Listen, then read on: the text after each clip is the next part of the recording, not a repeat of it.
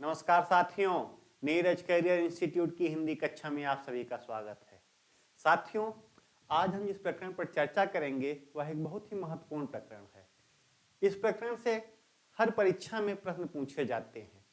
तो आज हम देखते हैं, आज का हमारा प्रकरण है संज्ञा। आज का हमारा प्रकरण क्या है? आज का हमारा प्रकरण है संज्ञा। जब से व्याकरण की पढ़ाई शुरुआत करता है बच्चा, तब से उसे बताया जाता है कि संज्ञा क्या है। और संज्ञा क्या है? किसी व्यक्ति, वस्तु, स्थान, जो सामान्य तौर पर उसे बताया जाता है, यही बताया जाता है किसी व्यक्ति, वस्तु अथवा स्थान के नाम को संज्ञा कहते हैं। जबकि ये संज्ञा की पूरी परिभाषा नहीं हुई। संज्ञा की पूरी परिभाषा है किसी व्यक्ति, वस्तु, स्थान अथवा भाव के नाम को संज्ञा कहते हैं। जब तक आप इस परिभाषा में भाव शब्द को नहीं जोड़ेंगे तब तक आपकी परिभाषा पूरी नहीं होगी। तो संज्ञा की पूरी परिभाषा क्या हुई? किसी व्यक्ति, वस्तु, स्थान अथवा भाव के नाम को संज्ञा कहते हैं। अब देखिए, नाम तो पता हो गया, अब हम स्पष्ट कैसे करेंगे? अब देखिए आगे, व्यक्ति, वस्तु और स्थान ये क्या होते हैं? दृश्य होते हैं। इनको देखा जा सकता है। किसी व्यक्ति को देखा जा सकता है कि ये हाँ मनोज हैं, रमेश हैं, सरोज हैं, ये हैं।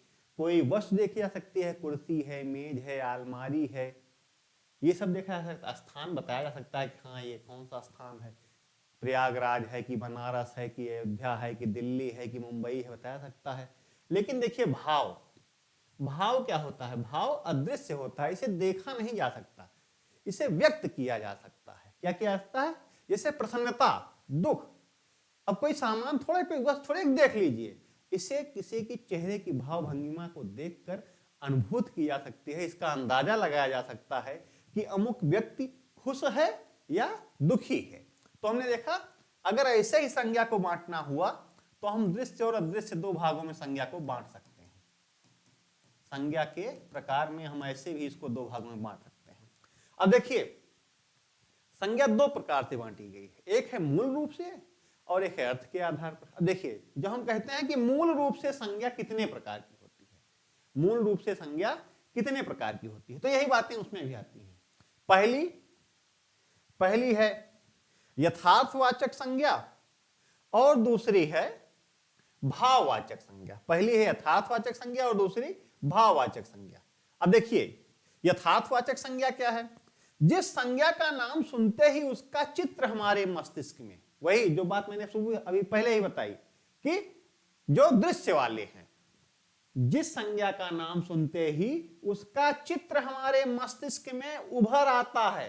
क्या होता है? उसका चित्र हमारे मस्तिष्क में उभर आता है। जैसे कह दिया गया कुर्सी, तुम्हारे दिमाग में एक चित्र बन गया, हाँ कुर्सी कैसे होती है। कह दिया गया मेज, अब मेज का चित्र बन गया। कह दिया गया सोफा, सोफा का चित्र बन गया। कह दिया गया वो रिश्तेदार हमारे, तो जिनके बारे में बात होगी उनकी एक छवि हमारे दिमाग में आ जाती है। कह दिया गया चाचा, तो चाचा की एक छवि आ जाएगी। किसी के ही बारे में छोटा भाई, तो छोटे भाई की छवि दिमाग में आ जाती है। तो जिनका क्या होता है, चित्र हमारे दिमाग में उभर आता है, जिस संज्ञा का नाम सुनते ही उसे क्या कहा जाएगा? उसे कहा जाएगा यथार्थवाचक संज्ञा। क्या कहा जाएगा? यथार्थवाचक संज्ञा। यह मूर्त रूप में होती है। क्या होती है? यह मूर्त रूप में होती है, यह वास्तविक होती है। यह क्या होती है? मूर्त रूप में होती है और वास्तविक होती है, दिखाई पड़ती है। जैसे किसी व्यक्ति, वस्तु अथवा स्थान का नाम। जैसे कह दिया गया कि कोई व्यक्ति है, तो व्यक्ति मूर्त है, दिखाई पड़ रहा है, तो क्या होगा? वो यथार्थवाचक संज्ञा होगा। अब दूसरा देखिए, भाववाचक संज्ञा। जिस संज्ञा का नाम सुनकर हमारे मस्तिष्क में कोई चित्र नहीं उभरता है। यथार्थवाची में क्या था कि हमारे दिमाग में जैसे उस संज्ञा का नाम सुनते हैं, हमारे दिमाग में एक चित्र उभर आता है। लेकिन भाववाचक संज्ञा में हमारे दिमाग में, हमारे मस्तिष्क में कोई चित्र नहीं उभरता। उसे क्या कहते हैं? उसे भाववाचक संज्ञा कहते हैं। यह होती कैसी है? यह अमूर्त होती है, दिखाई नहीं पड़ती। अवास्तविक होती है, वास्तविक भी नहीं होती, सही अंदाजा भी नहीं लगा सकता। जैसे खुशी भाव है, दुख ये भी भाव है। कोई व्यक्ति दुखी दिखाई पड़ रहा है तो ठीक है, ये दुख क्या है? दुख क्या है? भाववाचक संज्ञा। यहां जो दुख प्रयोग हुआ कि वह व्यक्ति दुखी है, उसे दुख है, तो यह दुख क्या है? ये भाववाचक संज्ञा। उसे बहुत खुशी हुई। अब खुशी क्या है? खुशी भाववाचक संज्ञा है। प्रसन्नता, वही खुशी। वेदना, पीड़ा, उसे बहुत दर्द हो रहा था, पीड़ा से, असहनीय पीड़ा से वो कराह रहा था। अब यहां जो शब्द पीड़ा आया, ये क्या है? ये है भाववाचक संज्ञा। ये अमूर्त दिखाई नहीं पड़ रही है कि कोई पीड़ा वस्तु है, कोई जगह है, किसी व्यक्ति का नाम हो दिखाई पड़ रहा है, ऐसा कुछ नहीं है। इसे क्या किया गया है? इसे अनुभूत की गई है और ये अवास्तविक होती है। कोई अंदाजा भी सही नहीं लगा सकता कि उसको सही बात पीड़ा हो भी रही है कि नहीं हो रही है। इस तरीके से हमने क्या किया? मूल रूप से संज्ञा के कितने प्रकार हुए? मूल रूप से संज्ञा के दो प्रकार हुए, यथार्थवाचक संज्ञा और भाववाचक संज्ञा। अब आगे देखिए, अर्थ के आधार पर संज्ञा। अर्थ के आधार पर संज्ञा के 5 भेद हैं। अर्थ के आधार पर संज्ञा के 5 भेद हैं। कौन कौन से? व्यक्तिवाचक संज्ञा पहला, दूसरा जातिवाचक संज्ञा, तीसरा समूहवाचक संज्ञा, चौथा द्रव्यवाचक संज्ञा और पांचवा भाववाचक संज्ञा। कहीं कहीं आपको 3 भी पढ़ने को मिल सकते हैं। उनमें क्या किया जाता है? जातिवाचक संज्ञा, समूहवाचक संज्ञा और द्रव्यवाचक संज्ञा को एक में करके बताया जाता है और नाम उसको केवल यही देंगे, जातिवाचक संज्ञा। क्या देंगे? जातिवाचक संज्ञा, ऐसे ही बता देते हैं। लेकिन यहां जब हम पढ़ते हैं, जो प्रश्नों में पूछा जाता है, बार बार परीक्षाओं में पूछा जाता है कि संज्ञा के कितने प्रकार हैं, तो हम यही कहेंगे कि संज्ञा के 5 प्रकार हैं, संज्ञा के 5 भेद हैं। कौन कौन से? व्यक्तिवाचक संज्ञा, जातिवाचक संज्ञा, समूहवाचक संज्ञा, द्रव्यवाचक संज्ञा और भाववाचक संज्ञा। और हम देखते हैं कि व्यक्तिवाचक संज्ञा क्या है। पहला भेद इसका क्या है? अब इसका पहला भेद है वो परिभाषा जो हमें बचपन से क्लास 2 या 3 से, जब से संज्ञा की पढ़ाई शुरुआत होती है, तब से रटाई जाती है। क्या? कि किसी व्यक्ति, वस्तु अथवा स्थान का बोध कराने वाली संज्ञा को व्यक्तिवाचक संज्ञा कहते हैं। इसी को तो पढ़ा जाता है, किसी व्यक्ति, वस्तु अथवा स्थान के नाम को संज्ञा कहते हैं। वो क्या बताया जाता है? जब ये हमें बताया जाता है तो व्यक्तिवाचक संज्ञा बताई जाती है, संज्ञा की परिभाषा नहीं बताई जाती। वो हमें बताई जाती है कि व्यक्तिवाचक संज्ञा क्या हो, क्योंकि उस स्तर पर हमें इतना ज्ञान हो जाए, यही बहुत रहता है। तो व्यक्तिवाचक संज्ञा क्या है? व्यक्तिवाचक संज्ञा है किसी व्यक्ति, वस्तु अथवा स्थान का बोध कराने वाली संज्ञा को क्या कहेंगे? व्यक्तिवाचक संज्ञा कहते हैं। जैसे राम एक नाम है, अयोध्या स्थान है, रथ वस्तु है, और गंगा नदी, दिल्ली स्थान, कुर्सी वस्तु, मेज वस्तु, ताजमहल एक इमारत, ये भी इसी में आती है। लाल किला ये भी एक इमारत है, ये भी इसी में आती है। समुद्र का नाम, नदियों का नाम, पहाड़ का नाम, प्रशांत महासागर भी इसी में आएगा। प्रशांत महासागर इसी में आएगा, इसी में हिंद महासागर आएगा, इसी में हिमालय आएगा। ये सब क्या है? जिसका भी नाम है वो क्या है? वो है व्यक्तिवाचक संज्ञा। अगर उसका नाम रखा गया है और वह व्यक्ति वस्तु अथवा स्थान है तो वह व्यक्तिवाचक संज्ञा है। क्या है? व्यक्तिवाचक संज्ञा। दूसरा देखिए, दूसरा है जातिवाचक संज्ञा। किसी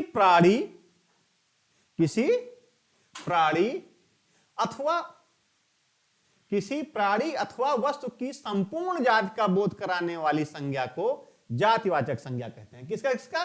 किसी प्राणी अथवा वस्तु की क्या? संपूर्ण जाति का बोध क्या कराते हैं? जातिवाचक संज्ञा। संपूर्ण जाति का बोध कराने वाली संज्ञा को जातिवाचक संज्ञा कहते हैं। जैसे गाय।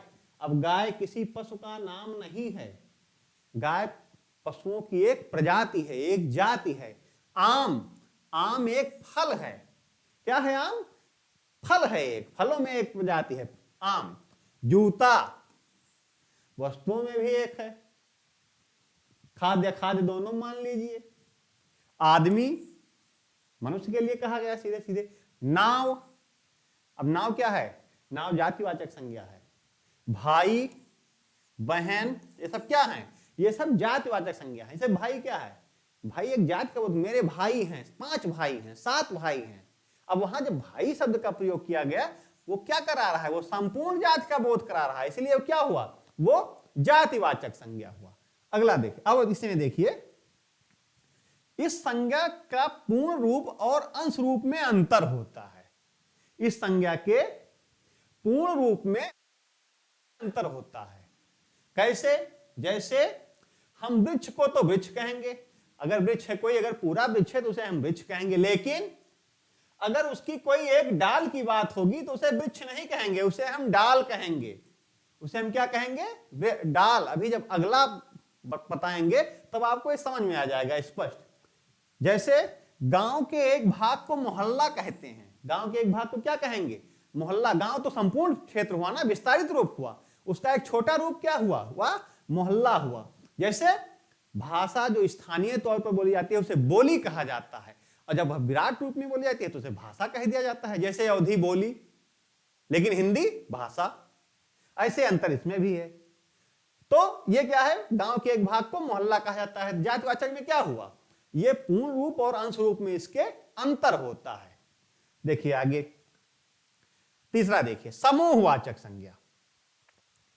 किसी एक वस्तु, किसी एक व्यक्ति वस्तु का बोध न कराकर उसके पूरे समूह का बोध कराती है। अब जाति का बोध नहीं करा रही, यहां क्या करा रही है? यहां किसी एक व्यक्ति वस्तु का बोध न कराकर क्या कर रही है? उसके पूरे समूह का, उसके पूरे समूह का बोध कराती है। उस संज्ञा को क्या क्या क्या कहा जाएगा? उस संज्ञा को कहा जाएगा समूहवाचक संज्ञा। क्या कहा जाएगा? समूहवाचक संज्ञा। जैसे गिरोह, डाकुओं का गिरोह, तो क्या है? कई डाकू वहां है, उन्हीं का एक संगठन है, डाकुओं का एक गिरोह है, झुंड, पक्षियों का एक झुंड, जानवरों का एक झुंड। दल, दल क्या हुआ? कई लोगों के एक जो संगठन हो गया है उसे क्या कहेंगे? दल। जैसे राजनीतिक दल, व्यक्तियों का एक समूह ही तो है राजनीतिक दल, राजनीतिक व्यक्तियों का समूह है। सामाजिक दल हो जाते हैं सामाजिक व्यक्तियों का समूह। सेना, सैनिकों का समूह, सेना क्या करा रहा है? सब समूह का बोध करा रहे हैं। किसका बोध करा रहे हैं? समूह का। सभा, व्यक्तियों की सभा, व्यक्तियों की मंडली लगी, वहां क्या है? एकत्र हुए हैं। मंडली, गायन मंडली, भजन मंडली, कीर्तन मंडली क्या होती है? लोगों का एक छोटा छोटा समूह होते हैं। टोली, युवाओं की टोली, मर्दों की टोली, बच्चों की टोली होली खेल रही है। अब ये सब क्या है? ये सब समूहवाचक संज्ञा है। ये किसी व्यक्तिवत अथवा स्थान का नाम नहीं है, भाव नहीं है, किसी जाति का बोध नहीं करा रही हैं। गाय भैंस बकरी जैसे कुछ नहीं बता रही हैं। व्यक्ति या वस्तु का क्या करा रही हैं? उसके पूरे समूह का बोध करा रही हैं। कौन कौन? गिरोह, झुंड, दल, सेना, सभा, मंडली, टोली, ये जितने भी शब्द हैं ये सब समूहवाचक संज्ञा है। अगला देखिए, द्रव्यवाचक संज्ञा। अभी यहां जब आप पढ़ेंगे तो आपको अंतर पता लगेगा कि मैंने पूर्ण रूप और अंश रूप में अंतर क्यों बताया था।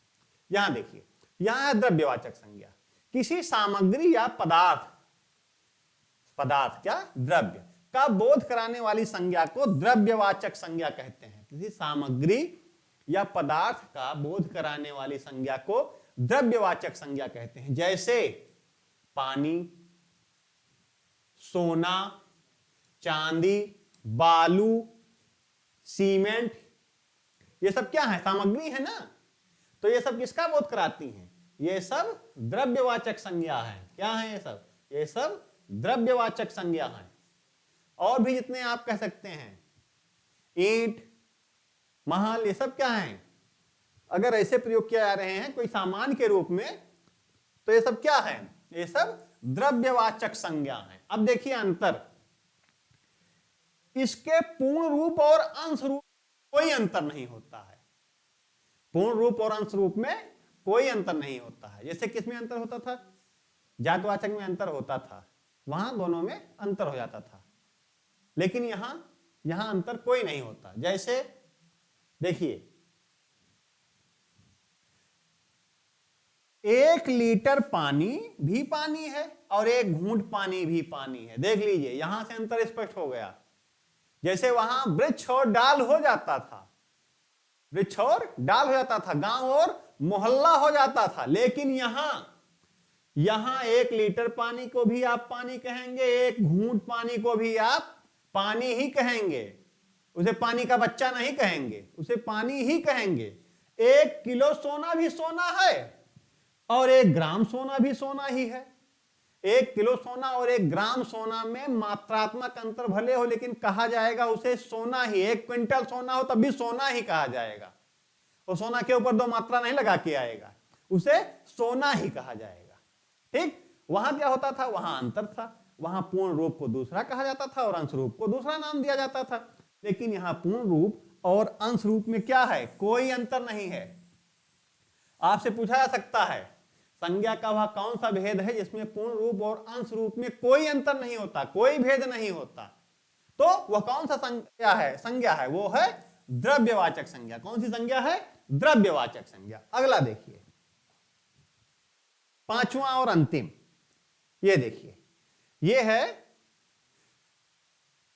वाचक संज्ञा। क्या है? इसे कहेंगे भाववाचक संज्ञा। किसी भाव, गुण, किसी भाव, गुण, दशा आदि का बोध कराने वाली संज्ञा को, किसी भाव, गुण, दशा आदि का बोध कराने वाली संज्ञा को भाववाचक संज्ञा कहते हैं। क्या कहते हैं?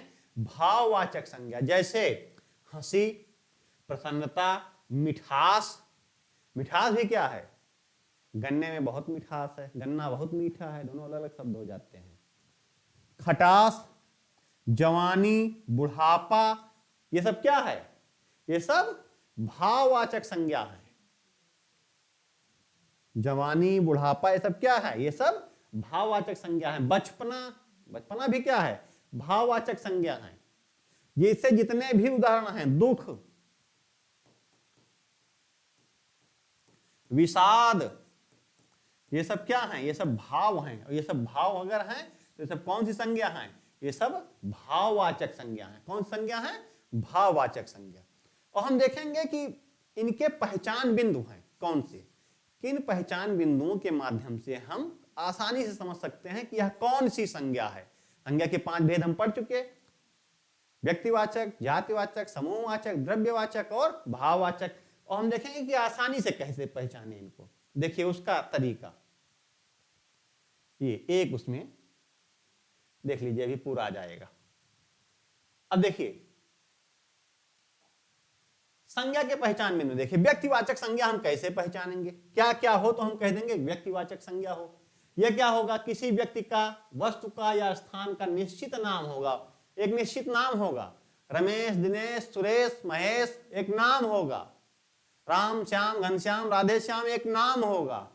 कुर्सी, मेज, अलमारी, दीवार, ये सब क्या होंगे? नाम होंगे। स्थान अयोध्या, रामपुर, इलाहाबाद, प्रयागराज, गोंडा, बस्ती, लखनऊ, बंगलौर, चेन्नई, कोलकाता, ये सब क्या होंगे? एक नाम होंगे। गंगा, यमुना, कृष्णा, कावेरी, सतलज, सब एक नाम होंगे। ठीक, प्रशांत महासागर, हिंद महासागर, अरब सागर, बंगाल की खाड़ी, क्या होंगे? एक नाम होंगे। और क्या होगा? यह दृश्य होगा, इसे देखा जा सकता है। सबसे खास बात, व्यक्तिवाचक संज्ञा देखा जा सकता है। और यह हमेशा एक वचन होगा। क्या होगा? हमेशा एक वचन। अगर बहुवचन हो गया तो अव्यक्तिवाचक संज्ञा नहीं रह जाएगा। देखिए जातिवाचक संज्ञा कैसे हम पहचानेंगे? किसी व्यक्ति, वस्तु की जाति का नाम। किसकी किसकी? व्यक्ति की और वस्तु की जाति का नाम होगा। और क्या होगा? दृश्य होगा, दिखाई पड़ेगा। बहुवचन बनने योग्य होगा। क्या होगा? बहुवचन बनने योग्य होगा। बहुवचन बनने योग्य एक वचन होगा या सीधा सीधा बहुवचन होगा। बहुवचन बनने योग्य होगा या सीधा सीधा बहुवचन होगा। तब वो क्या होगा? वह होगा जातिवाचक संज्ञा, दिखाई पड़ेगा। तीसरा देखिए समूहवाचक संज्ञा। किसी समूह, वर्ग का बोध होगा। जैसे भी बताया गया पहले ही आपको, सेना, दल, मंडली, गिरोह, झुंड, ये सब क्या है? ये सब समूहवाचक संज्ञा है। ये क्या होंगे? बहुवचन बनने योग्य एक वचन होगा। ये भी सेना का सेनाएं हो जाएगा, दल का दलों हो जाएगा, एक झुंड का कई झुंड हो जाएगा। ये सब क्या हो जाएंगे? सब बहुवचन बनने योग्य होंगे या बहुवचन ही होंगे। ये सब क्या होंगे? ये सब होंगे समूहवाचक संज्ञा। अगला देखिए द्रव्यवाचक संज्ञा। द्रव्यवाचक संज्ञा में किसी व्यक्ति क्या होगा, किसी वस्तु द्रव्य का बोध, किसी वस्तु या द्रव्य का बोध, और यह हमेशा दृश्य होगा, साथ साथ एक वचन ही होगा। क्या होगा, एक वचन ही होगा। जैसे सोने का सोने नहीं हो जाएगा, बहुत से सोने नहीं हो जाएगा, थोड़ा रहेगा तब भी सोना, ज्यादा रहेगा तब भी सोना। चांदी का चांदियां नहीं होगा, वो चांदियां नहीं होकर बल्कि चांदी ही रहेगा। क्या होगा, एक वचन ही होगा, उसका बहुवचन नहीं होगा। और तीसरा भाववाचक संज्ञा, आखिरी पांचवा भाववाचक संज्ञा। किसी व्यक्ति प्राणी का भाव, किसी व्यक्ति या प्राणी का भाव, खुशी, प्रसन्नता, दुख, गुस्सा, क्रोध, और क्या हो सकती है, किसी व्यक्ति की अपेक्षा से मन में उपजने वाला भाव, ये सब क्या है, ये सब भाववाचक संज्ञा है। ये क्या होगा, अदृश्य होगा, दिखाई नहीं पड़ेगा किसी को, मन में होगा, चेहरे पर इसके भाव आएंगे लेकिन दिखाई नहीं पड़ेगा। मुझे आपसे मिलकर बहुत खुशी हुई, लेकिन अब खुशी कोई वस्तु थोड़ा दिखा दूं कि ये देखो भैया ये खुशी सामने खड़ी है, या खुशी इस वस्तु का नाम है। ठीक, मुझे इस घटना को सुनकर बहुत दुख हुआ, तो उस मन में दुख हुआ, मैं आपसे व्यक्त कर रहा हूं, दिखा नहीं सकता भैया इतना दुख हुआ, इतने किलो दुख हुआ, इतने मीटर दुख हुआ, उसे तौला नापा नहीं जा सकता, केवल व्यक्त किया जा सकता है। और क्या होगा, ये हमेशा एक वचन होगा। क्या होगा, एक वचन। इस तरीके से हमने आज की कक्षा में यह देखा कि संज्ञा क्या है। संज्ञा किसी व्यक्ति, वस्तु, स्थान अथवा भाव के नाम को संज्ञा कहते हैं। मूल रूप से संज्ञा के दो प्रकार हैं, यथार्थवाचक संज्ञा और भाववाचक संज्ञा। यथार्थवाचक संज्ञा में व्यक्ति, वस्तु, स्थान आएंगे, और भाववाचक संज्ञा में किसी प्राणी, व्यक्ति के भाव आएंगे। फिर अर्थ के आधार पर संज्ञा के 5 भेद, व्यक्तिवाचक संज्ञा, और कौन कौन से, जातिवाचक संज्ञा, समूहवाचक संज्ञा, द्रव्यवाचक संज्ञा और भाववाचक संज्ञा। सबको हमने देखा, उनकी परिभाषाएं देखी, उनका उदाहरण देखा, और उसके साथ हमने देखा उनके पहचान बिंदु। हम कैसे पहचान पाएंगे, अगर एक वचन है तो कौन सी संज्ञा है, अगर उसी का बहुवचन हो गया तो कौन सी संज्ञा हो गई। अगर एक वचन कोई संज्ञा है तो वह कौन सी संज्ञा है, और अगर उसी का बहुवचन हो गया, अगर मेहरबानी है तो वह दूसरी संज्ञा है, मेहरबानियां हो गया दूसरी संज्ञा हो गई। जवानी दूसरी संज्ञा है, जवानियां दूसरी संज्ञा हो गई। लड़का दूसरी संज्ञा है, लड़कपन दूसरी संज्ञा है। बदल जाते हैं, और ये कैसे बदलते हैं इनको हम अपनी अगली कक्षा में देखेंगे। संज्ञा में व्यक्तिवाचक संज्ञा से भाववाचक है, भाववाचक से जातिवाचक, ये इनमें कैसे परिवर्तन होता है इसको हम अपनी अगली कक्षा में देखेंगे। संज्ञाओं में परिवर्तन में, संज्ञाओं में परिवर्तन में हम देखेंगे, हमारा अगला प्रकरण होगा संज्ञाओं में परिवर्तन। संज्ञा के जो भेद हैं उनमें परिवर्तन से मतलब है संज्ञाओं में परिवर्तन। अगली कक्षा में हम इस पर चर्चा करेंगे। आप सभी तब तक, आप सबसे निवेदन है, अपील है कि आप सभी हमारे YouTube channel Neeraj career institute को देखिए, उसे लाइक कीजिए, उसे सब्सक्राइब कीजिए। आप हमारे YouTube चैनल के साथ साथ हमारे टेलीग्राम पर भी इसी नाम से, नीरज कैरियर इंस्टीट्यूट के नाम से ही चैनल है हमारा, आप इसे ज्वाइन कर सकते हैं। आपको हमारे वीडियो जहां भी मिलेंगे। इनके साथ साथ आप हमारे एप्लीकेशन नीरज कैरियर इंस्टीट्यूट को गूगल प्ले स्टोर से डाउनलोड करके, इंस्टॉल करके वहां से आप उसे साइन अप करिए।